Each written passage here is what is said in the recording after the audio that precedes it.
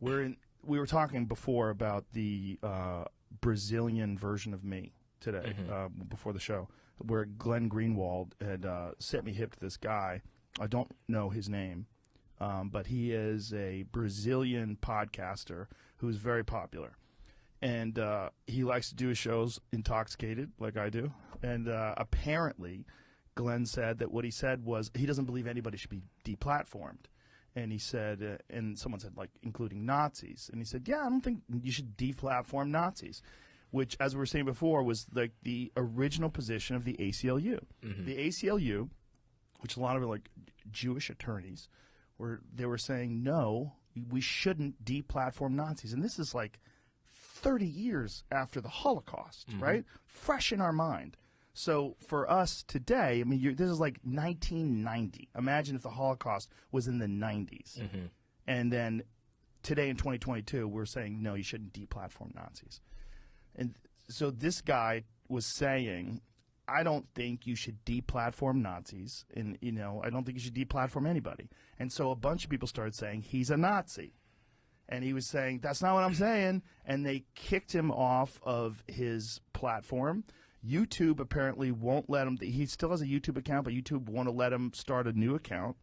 And people want him deplatformed off of everything. And whatever platform he was on where he was getting paid for his podcast, he got fired from. Yeah. I mean, what is this guy's name? Bruno. There you are. Ayub? I don't know how to say that. Yeah.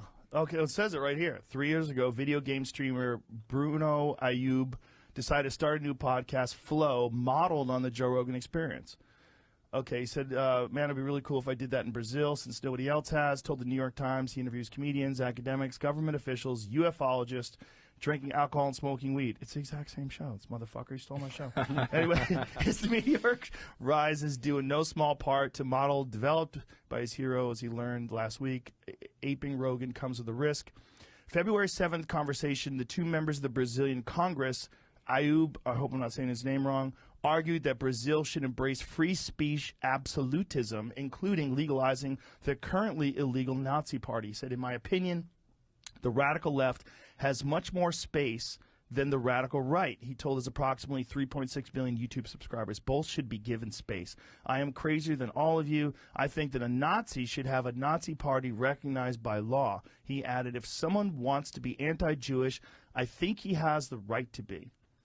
Ayub woke up Tuesday to thousands of people calling him a Nazi on social media. Sponsors pulled funding, and the government opened an investigation into the alleged offense of Nazi apologism.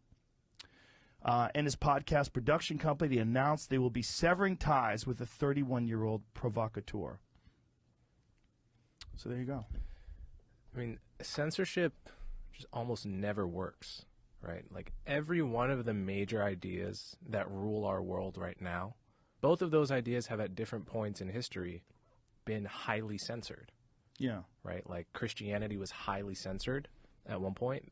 Later it became the law of the Roman Empire. Atheism has been heavily censored for hundreds and hundreds of years, and now it's rather mainstream.